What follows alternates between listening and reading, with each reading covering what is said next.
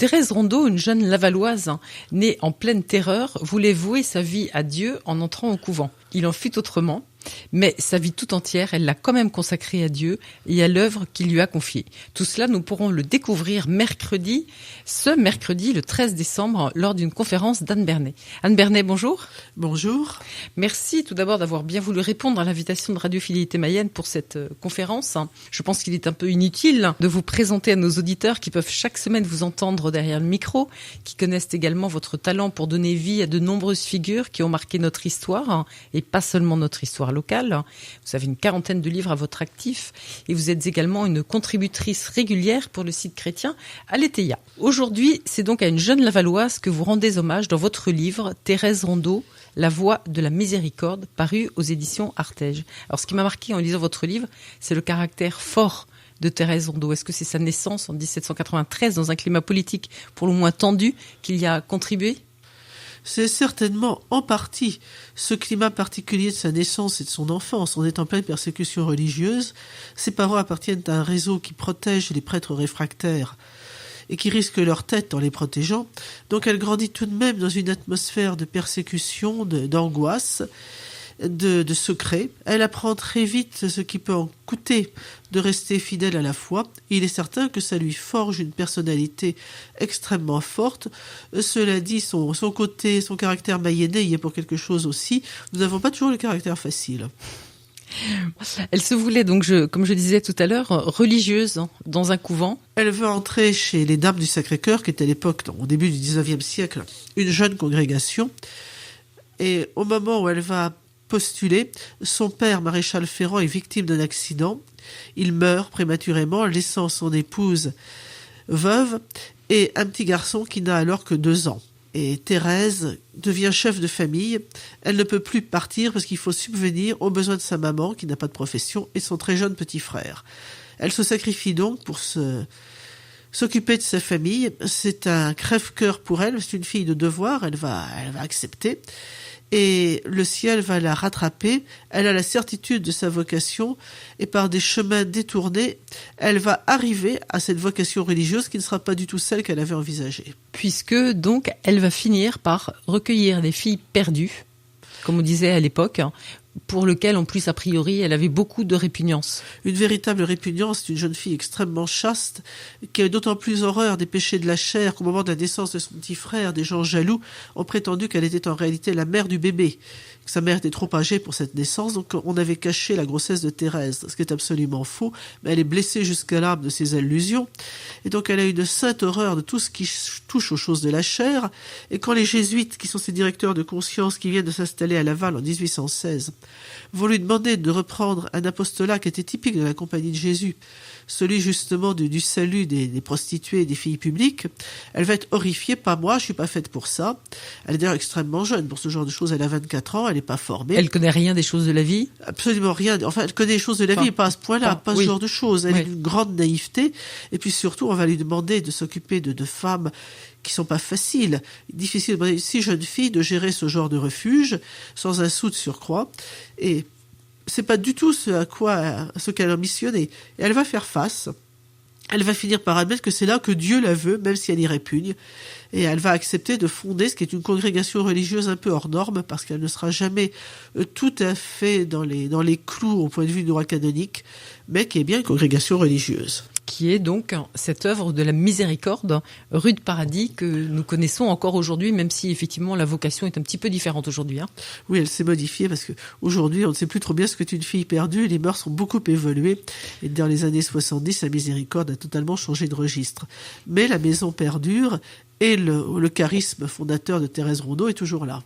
Et vous disiez effectivement que Thérèse Rondeau a été contre sa propre volonté. Et c'est ça aussi un autre trait qui m'a marqué. C'est vraiment sa confiance, son abandon à Dieu et à la providence. Il en faut, elle n'a pas un sou. On va lui mettre sur le dos une fondation qu'il va falloir gérer. Il va falloir mettre un toit sur la tête de ses filles. Il va falloir les nourrir 2 fois par jour, les chauffer, leur donner de quoi vivre. Tout cela sans rien. Elle va débuter dans une misère matérielle immense, n'importe qui se découragerait, elle va faire confiance à Dieu. Il y a une formule que j'aime beaucoup chez Thérèse. Elle dit « Jamais un souci d'argent ne m'aura empêché de dormir ». On aimerait bien pouvoir en faire autant.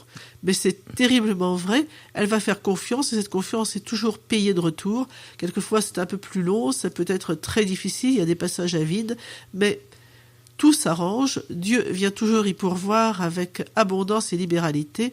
Elle mènera sa barque à bon port. Et pourtant, on aurait pu la taxer, et ça a été le cas d'ailleurs, à de nombreuses reprises, de faire preuve d'une grande imprudence. D'une imprudence totale. Elle est incapable de dire non à une misère qui se présente.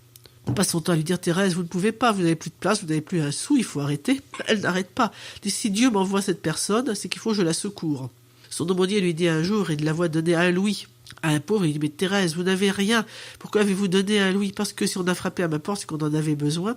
D'ailleurs, on sonne une 2e fois, elle va ouvrir, elle dit « Vous voyez, j'ai bien fait, je viens de donner 1 louis, quelqu'un m'en a apporté 2. » Vous voyez bien qu'on m'encourage à continuer. C'est vraiment très typique de tout ce qu'on peut lire dans votre livre sur Thérèse Rondeau.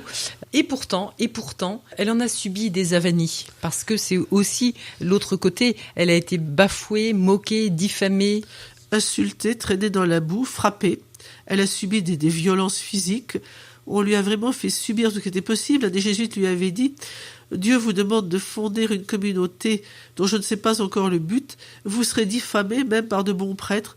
Vous serez privé de tout, vous aurez faim, vous serez même battu. » Et cette prophétie va s'avérer vraie de bout en bout. Elle va tout supporter, comme elle a quand même un caractère assez heureux. Le jour de janvier, où après avoir été attaquée sur le vieux pont, à coups de pierre par des petits voyous qui l'ont jetée par terre, qui l'ont maltraitée, elle rentre à sa mère, elle dit « Mais ma pauvre enfant, qu'est-ce qui t'est arrivé ?» Elle répond rien, c'est le gratteau, le diable, le curé d'Ars aurait dit le grappin. C'est le gratteau qui n'est pas content, c'est bon si, je continue. Et c'est vrai qu'elle arrivait à retourner tout en la faveur de Dieu, dans le dessein de Dieu en fait. Et puis, il faut dire que la Providence s'en mêle. Quand la maison où elle loge avec sa mère devient vraiment trop petite pour la dizaine de filles qui est là, eh bien, elle va récupérer le manoir Busson, la maison où se trouve toujours la Miséricorde aujourd'hui, qui est quand même une maison où on a commis un double meurtre particulièrement sordide. Alors ça fait baisser le prix, mais pas suffisamment pour lui permettre de l'acheter quand même. Elle va se présenter à la vente aux enchères avec un toupet invraisemblable. Elle le dit elle-même, j'avais une pièce de 5 liards dans la poche. C'est-à-dire, mettons en étant généreux, l'équivalent de 2 €.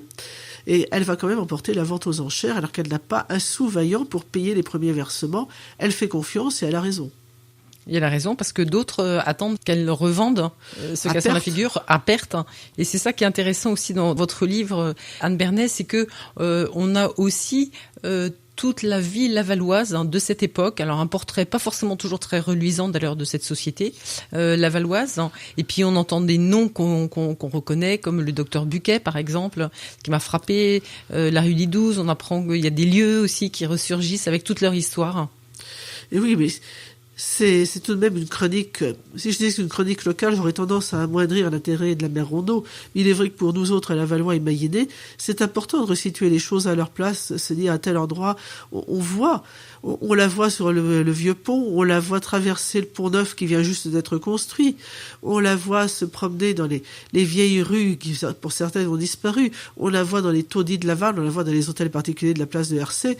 Je trouve que c'est très intéressant, justement, de reconstituer ce Laval du 19e siècle. Et il faudrait vraiment organiser une petite promenade, d'ailleurs, à travers tout cet itinéraire. Ce que l'on sait peut-être moins aussi, mais qu'il faut vraiment signaler, c'est que cette œuvre de la Miséricorde ne s'est pas contentée d'accueillir des filles à Laval, elle a essaimé, alors à Quimper, mais surtout, on en dit juste un mot, en Pologne. En Pologne, parce que 2 dames de l'aristocratie polonaise qui possédaient une fortune énorme sont venues se former à Laval. Elles voulaient ouvrir une miséricorde à Cracovie.